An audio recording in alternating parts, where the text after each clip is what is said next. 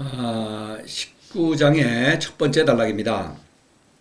절성기지 밀리백배, 그다음에 절인기의 민복효자, 절교길이 도정무유. 그래서 앞 시간에 말씀드렸죠. 절성기지 절인기의 절교길이, 이것은 이제 스승이, 성인이라는 올바른 스승이 학문의 유혹을 이겨내는 그런 모습이죠. 그 다음에 밀리백배, 민복효자, 도정무유. 이것은 이제 제자가 그 혜택을 보고 있는 모습입니다. 그래서 이걸 보시면은, 거룩함을 끊고 지혜를 버리면 백성의 이익은 백배가 되고. 그래서 성은, 성인이죠. 올바른 도를 실천하는 그런 성인입니다. 근데 지는, 학문을 도라고 주장하는 그런 거짓 스승을 말하죠. 절성기지라고 한 것은 일견 좀 이해가 안 되죠. 왜냐하면 거짓 스승을 버리는 것은 말이 되지만 참된 스승을 버린다. 이 성은 성인인데 이 말 그대로 이거예요. 이 성이라는 글자는 완전하다는 의미죠. 그러니까 완전한 지혜를 지니고 있는 스승이다. 이렇게 생각하는 것. 그러니까 내가 완전한 지혜를 지니고 있다고 그렇게 착각하는 경우에 그렇지 않습니다. 스승이라도 끊임없이 자신을 완성하고 있죠. 사사람의 유혹을 이겨내면서 자신을 완성하고 있는 존재입니다. 그래서 스승이라도 무지무역을 통해서 도에게서 지혜를 받아들이고 있는 존재입니다. 그러니까 내 지혜는 완전한 것이 아니죠, 당연히. 그래서 성인이라도 제자에게 지혜를 가르칠 수는 없습니다. 그런 얘기입니다. 그러니까 지혜를 가르치려고 하는 경우에 바로 학문으로 전락하는 거예요. 그러니까 학문이라는 것은 물론 사람의 지혜에 근거해서 도를 주장하는 것이죠. 바로 내가 완전한 스승이라고 그러니까 내가 지혜롭다고 자부하는 순간 바로 그 지혜는, 내가 지닌 지혜는 학문이 되는 것입니다. 그렇죠. 사람의 지혜가 되어버리는 거예요. 그래서 성과 지는 모두 학문이죠. 말하자면 제자에게 지식을 가르치겠다. 이 지식이죠. 여기서는 지식을 강조합니다. 학문에 있어서. 지식을 가르치겠다고 하는 경우에 그 지식은 성인의 지식이라고 할지라도 그것은 학문이 되는 것이죠. 그건 도가 아니게 되는 것입니다. 그러니까 성인이 무지무역을 게을리하게 되면은 절성기지라고 하는 건 그거예요. 이 명예를 추구하게 된다. 다시 말해서 남에게 인정받으려고 한다. 나의 지혜를 남에게 인정받으려고 한다. 그것은 뭐가 되겠습니까? 제자가 나를 지혜로운 스승으로 인정하기 때문에 나에게 지식을 배우려고 하는 것이죠. 그냥 배우는 게 아니죠. 물론 수업료를 내야겠죠. 헌금을 내야겠죠. 바로 그것입니다. 그래서 뭔가의 보답을 바라는 것이죠. 그러나 이때 스승은 내가 돈을 바란다거나 또는 뭐 내가 권력을 추구한다거나 이런 말을 하지 않아요. 그런 건 욕심이 없어요. 오직 어리석은 백성을 계몽하고 싶다. 그러니까 내가 지혜를 가르쳐줘야겠다. 이렇게 명분을 내세우는 거예요. 여기서 이제 노자는 간접적으로 육아의 허구성을 지적하고 있는 것입니다. 노자 시대에는 뭐 제자 백가가 있죠. 여러 가지 학파가 있습니다. 그중에 특히 육아, 법과 병가를 대표로 삼아서 그것의 허구성을 지적하는 것입니다. 그래서 이것은 물론 육아는 올바른 도가 아니죠. 가짜도입니다. 육아는 사람의 본성은 원래 착하다. 이렇게 주장을 합니다. 그래서 근데 단지 어리석기 때문에 그 본성을 잘 모른다는 것이죠. 그러니까 내가 그걸 잘 알기 때문에 내가 어리석은 백성을 계몽하게 되겠다는 것입니다. 일방적으로 내가 지혜를 가르치겠다는 거예요. 그냥 아무 대가를 바라지 않고. 그러나 사실은 돈을 받죠. 근데 돈을 목적으로 하는 건 아니라는 것입니다. 그래서 이제 17장에서 이건 위선이죠. 말하자면은 기차 친이지 바로 그거죠. 사랑합니다. 제자를 사랑합니다. 또 제자는 스승을 존경합니다. 그런데 차별적으로, 그러니까 제자에게 등급을 매기죠. 또 제자도 스승에게 등급을 매깁니다. 그래서 서로 어떤 조건이죠. 조건적인 사랑이다 이런 얘기죠. 수업료를 잘 내고 공부 잘하고 이런 세상은 제자는 더 사랑하고, 또 제자도 마찬가지죠. 실력 있고 또 나에게 또 좀 잘해주고 너그러운 그런 스승을 존경하지 않겠습니까? 그래서 이렇게 조건적인 사랑이다. 그러나 처음에는 스승이 제자의 존경을 받기 때문에 이것을 알아채지 못합니다. 내가 도에서 벗어났다는 걸 모른다 이겁니다. 모르기가 쉽다 이거예요. 알 수 있죠, 물론. 그 명예라는 것이 그만큼 매력적이다 이런 얘기입니다. 대도패 유인의 18장에서 대도가 없어지니까 인의라가 나타난다. 인의는 사제간의 아름다운 사랑이지만 어디까지나 조건적인 사랑이죠. 뭔가 거래를 하고 있다. 더군다나 강자와 약자의 거래가 시작되는 것이죠. 스승은 높고 제자는 낮죠. 그러니까 그 거래 관계는 불평등하게 마련이다 이런 얘기입니다. 이게 성지. 그래서 이걸 끊어버려야만, 다시 말해서 도를 지식으로 바꾼다면 안 되는 것입니다. 그래서 바꾸지 말아야만, 지식으로 바꾸면 안 되는 것입니다. 그러면 가짜도로 빠지는 거예요. 그렇게 해야만, 다시 말해서 스승이 무지무역을 열심히 하는 것입니다. 무지무역을 기울이하면은 도를 지식으로 바꾸게 되어 있는 거예요. 바로 그겁니다. 그래야만 밀리백배. 백성은 이익을 백배로 본다 이겁니다. 백성은 제자죠. 여기서 리라고 하는 것은 이익을 본다. 성인으로부터 이익을 본다 이겁니다. 스승이라는, 올바른 스승이죠. 성인이라는 스승으로부터. 리라고 하는 것은 11장에서 유지이위 리, 무지이위 용 그랬죠. 리, 쓸모가 있는데 목적이 아니라 수단으로서 쓸모가 있다 이런 얘기죠. 스승이 쓸모가 있죠. 제자는 스승으로부터 도움을 받습니다. 그런데 수단으로서 어디까지나 스승은 제자를 열심히 도를 실천하기를 위로하고 격려하고, 그렇죠, 모든 그 어려움을 귀담아 듣고 어떤 도움을 주는 것입니다. 그러니까 도움이 돼요. 스승이 있음으로써 도움이 되는 것입니다. 정선치라는 말이 있죠. 본보기로서 스승은 도의 올바른 본보기를 보여줌으로써 제자는 스승을 본받아서 도를 열심히 실천하는 것입니다. 그래서 다스림은 저절로 이루어지죠. 이런 얘기입니다. 백배라고 하는 것은 10을 두 번 곱했죠. 10은 완전함을 상징합니다. 그런 숫자예요. 그래서 완전한 존재, 신이죠. 도는 신이죠. 성인을 통해서 유를 완전하게 다스리는 그런 위대한 신입니다. 성인은 도의 아들이니까 또 신이죠. 그래서 100이라고 하는 것은 무지무역, 도와 성인의 사랑을 가리키는 것입니다. 그래서 제자는 무지무역을 열심히 실천한다. 그러니까 참된 지혜의 근원은 도죠. 오직 도를 실천함으로써, 무지무역을 실천함으로써 무의, 저절로 그 초이성적 지혜를 발휘하게 되는 것입니다. 스승이 그런 일을 잘 하고 있기 때문에 제자도 스승을 본받아서 무지무역을 열심히 한다 이런 얘기죠. 무지이위 용이죠. 용이라는 건 뭡니까? 무로부터, 다시 말해서 신을 사랑하고 신의 지혜를, 신으로부터는 그런 신적인 사랑을 실천하는 것, 그것이 인생의 목적입니다. 용, 목적으로 쓸모가 있는 것이죠. 다시 말해서 스승이든 제자든, 올바른 스승, 성인이라는 스승은, 스승이든 제자든 모두 도에게서 지혜를 받아들인다. 참된 진짜 도를 주는 스승은 오직 도뿐이죠. 바로 지혜의 근원은 도다. 바로 그런 얘기입니다.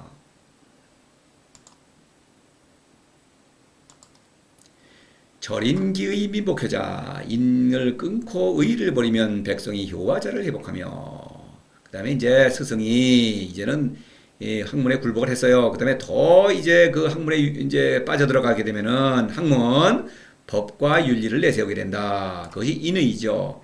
인의는 윤리죠. 이건 법은 아니죠. 그러나 법이라는 것도 다 인의에 기초하고 있는 것이죠. 인의, 강자는 약자한테 너그럽게 대하고 약자 아래 사람들, 백성들은 자신이 할 도리를 다한다. 그러면 다 만사형통이죠. 그런데 잘 안 되니까 법이라는 것을 만들어서 강제하게 되는 것입니다. 그래서 문명이 복잡해질수록 법도 많아지고 윤리도 복잡해지죠. 수많은 규범들이 있습니다. 그래서 인의, 절인기의라고 하는 것은 권력의 유혹에 굴복하지 않는다. 권력이죠. 그래서 말하자면 스승과 제자의 사이가 벌어지니까 스승이 권력자가 되는 것입니다. 그래서 권력을 추구하게 된다. 이런 얘기입니다. 그래서 절인기의는 권력에 대한 욕심을 버린다. 이런 얘기입니다. 법과 이거 매력적인 것입니다. 내가 법을 딱 정해놓고 시키는 대로 안 하면 혼내주고, 잘하는 사람은 내가 상을 주고, 아주 권력자의 그 맛을 누리는 거죠. 스승이 권력자가 된 것입니다. 이 법가의 어떤 스승들이 그런 매력적이니까 거기에 합류하고자 하는 것이죠. 그런 것을 이겨내고 있다. 이런 얘기입니다. 이 기차위지 두려워하죠. 두렵지 않을 수 없죠. 스승은 상을 주기도 하고 벌을 주기도 하니까 스승이 시키는 대로 잘해야 되겠죠. 법대로 잘 해야 되는 것입니다. 규정을 어기면 안 되는 거예요. 규정대로 잘 실천하면 그건 상 받으니까. 18장에서 육친불화 유여자, 육친이 불화하다. 가족임에도 불구하고 불화할 수밖에 없다. 거짓자이기 때문에, 사사로우기 때문에. 그렇죠? 그럴 때 가족관계조차도 효와 자라는 걸로 통제하는 것이죠. 이것은 윤리규범이지만 안 지키면 안 되는 것입니다. 효를 실천하지 않는 그런 자식, 또 사랑을 하지 않는 그런 어떤 위들은 이거는 사람 취급을 받지 못하는 것입니다. 강제예요. 바로 이런 거예요. 그래서 절인기의 모든 규범을 버린다 이런 얘기입니다. 규범이라는 건 무엇을 해야 한다, 무엇을 하지 말아야 한다 이런 것을 일체 버린다 이겁니다. 노자의 도는 그냥 본성을 잘 발휘하는 것입니다. 본성에 따라서 신을 사랑하며 또 신으로부터 오는 신적인 생명 그런 지혜를 잘 발휘하는 것이죠. 그것은 본성인 것입니다. 그러니까 이것은 뭐를 해야 한다, 하지 말아야 한다라는 것이 일치 없어요. 도를 실천해야 한다는 것도 없습니다. 그것도 자율적인 판단에 따르는 것입니다. 그거는 강요할 수가 있는 것이 아니에요. 바로 그런 얘기입니다. 버릴 때 민복효자. 그래서 본성을 회복한다.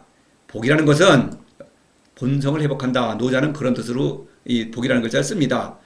16장에서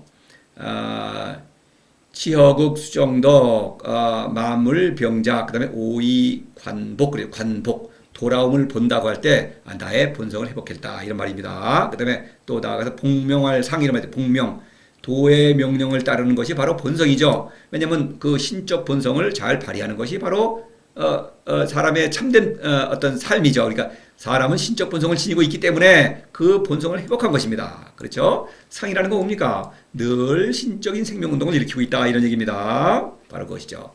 이것은 18장에서 충신, 국가혼란 유충신, 왕에게 충성하는 신하는 나 왕의 눈치나 보고 왕에게 복종하기를 하죠. 자아를 상실했죠. 그러나 이 충신은 성인이 실천하는 충신, 그에 빗대어서 충실이라는 말을 했죠. 나의 본성을 잘 발휘하고 있다 이런 얘기입니다. 회복, 복이라는 뜻입니다. 이것이 믿음이 바로 참된 본성을 발휘하기 때문에 믿음이 이루어질 수가 있는 것입니다. 인의나 효자 이런 것도 믿음의 관계죠. 그러나 그 믿음은 깨질 수밖에 없습니다. 그거는 강자와 약자의 거래이기 때문에 약자에게는 불평불만이죠. 그러니까 깨질 수밖에 없는 것입니다. 그러나 이 신은 믿음은 완전하죠. 일방적이고 무조건적인 신적인 사랑에 근거한 믿음이기 때문에 이 믿음은 완전한 것입니다. 그렇죠? 충신입니다. 회복한다. 본성을 회복한다. 이것은 효자다. 물론 이 효자는 앞서 말씀을 드렸죠. 육아에서 말하는 그 효자가 아닙니다. 이 규범이 아니에요. 이것은 본성을 잘 발휘하는 것. 위도를 공경하는 일인데 가장 높은 위도는 도죠. 도는 모든 것을 섭리하는 존재죠. 성인을 통해서 모든 것을 다스리는 그런 위대한 존재입니다. 공경해야겠죠. 무지무욕을 가리키는 것입니다. 무지, 내가 도를 사랑하기만 하면은 도는 나를 사랑합니다. 무욕이죠. 무욕의 대만족을 누리는 것입니다. 그 무욕은 바로 도가 나에게 사랑을 베푸는 사건이다. 자라고 말할 수 있겠습니다. 그런데 나는 도가 나를 사랑하듯이 그러한 사랑으로 천하 백성을 사랑하는 것, 그것이 자인데 이 자는 무의를 가리키는 것입니다. 그러니까 효는 무지무역이요 자는 무의입니다. 무의는 신적인 사랑이에요. 무지무역은 물론 도와 서로 사랑하는 사건이죠. 그래서 효자는 무지무역과 무의, 이것은 신적인 생명운동이죠. 그것은 바로 민복, 나의 본성을 회복한 것이다. 다시 말해서 스승이 무지무역을 열심히 실천함으로써 신적인 사랑을 실천하니까 제자 역시 무지무역을 열심히 실천함으로써 신적인 사랑을 실천한다. 만사융통이죠. 스승과 제자가 모두 성공하고 있죠. 이거 지금 이거 효자를 우리가 흔히 학교에서 배우는 효자로 이해하면 안 됩니다. 윤리적 규범이 아닙니다. 그렇다면은 이 문장은 성립할 수가 없죠. 인과 의를 버리는데 어떻게 효와 자를 회복합니까? 있을 수가 없죠. 그거는. 그렇죠? 이거 제가 이런 말을 하면은 이게 효자가 무지무역과 무의다. 참 이렇게 말하는 거를 아마 저밖에 이런 말을 하는 사람이 없죠. 모든 도덕경 책이나 강의나 이렇게 이거를 알지 못하죠. 왜냐면은 도를 실천하지 않으면은 이거를 알 수가 없는 것입니다. 그러나 제 말이 납득이 안 가시더라도 적어도 그냥 상식으로 말하면은 이 문장이 성립하지 않는다는 것, 이거는 인정하셔야 되겠죠. 근데 제 말에 따라서 이 문장을 이해하신다면은 문장이 앞뒤가 많습니다. 그러나 이 문장의 참된 의미를 아시려면은 효자를 실천해야 되겠죠. 무역과 무의를 실천해야만 하는 것입니다. 도를 실천하지 않으면은 도덕경은 이해할 수가 없습니다. 제가 여러 번 말씀드리죠. 여기에서 바로 그 제 말이 확증되고 있죠.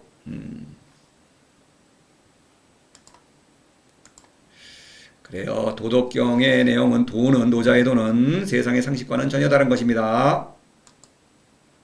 절격일이 도적무효, 재주를 끊고 이익을 버리면 도적이 있을 수 없다. 그래서 이제 이 교리 이제 이거는 이제 합해서 봐야 되겠습니다. 절격일이는 이제 절기는 이제 운율을 맞춘 것이고, 이익은 이제 재물을 가리키는 거예요. 이익을 본다 이겁니다. 그런데 교리 속임수로 이익을 본다. 바로 이걸 말하는 거예요. 학문을 가리키는데 대위다, 큰 거짓이다. 학문이라는 도는 진리죠. 누구에게나 타당한 보편적 진리라고 이렇게 주장을 하지만, 그러나 강자를 위해서 봉사하자. 강자와 약자의 거래인데 학문은 출세수단 아닙니까? 스승도 스스로 강자가 되어서 백성을 속이려고 한다, 이런 얘기입니다. 그래서 18장에서 지혜 출유대이, 지혜로 만들어내는 학문이라는 가짜도는 거짓이다라고 한 것은 명분은 아름답다. 항상 백성을 계몽하겠다, 백성을 올바른 길로 이끌겠다 이렇게 주장하지만 결국은 백성을 이용하고 착취하는 것이다. 그 목적은 돈이다, 이런 얘기입니다. 스승은 처음에는 명예를 추구하는 스승일 때 그때는 나는 권력에 대한 욕심도 없고 돈 욕심도 없다 그랬죠. 그러나 권력이 생기죠. 그 다음에 권력이 많이 높아지니까 돈이 많이 벌리는 것입니다. 결국 본색을 드러낸다, 이런 얘기입니다. 절격일이라는 것은 재물을 가리키는데 사사로움의 바탕은 물론 쾌락이죠. 근데 쾌락을 추구하는 스승은 없죠. 근데 재물도 별로 거들떠보지 않죠. 그러나 돈은 받죠. 수업료를 받습니다. 헌금을 받습니다. 벌써 그것이 어떤 타락의 시초가 되는 것입니다. 근데 이제는 스승이 너무나 타락했기 때문에 돈을 너무나 많이 모았죠. 그러니까 사치방탕을 하고 있는 것입니다. 바로 그런 타락한 모습을 보여주고 있는 거예요. 그러니까 절격일이 재물에 대한 욕심을 버려야 되겠다. 병가, 이것은 말이죠. 병가를 뭡니까? 이거는 이 왕을 위해서 모든 것을 총동원하는 것입니다. 왕의 권력에 도전하는 그 어떤 적이죠. 옆에 이웃나라 왕, 그렇죠? 왕의 경쟁자죠. 그러니까 왕의 욕심을 늘리기 위해서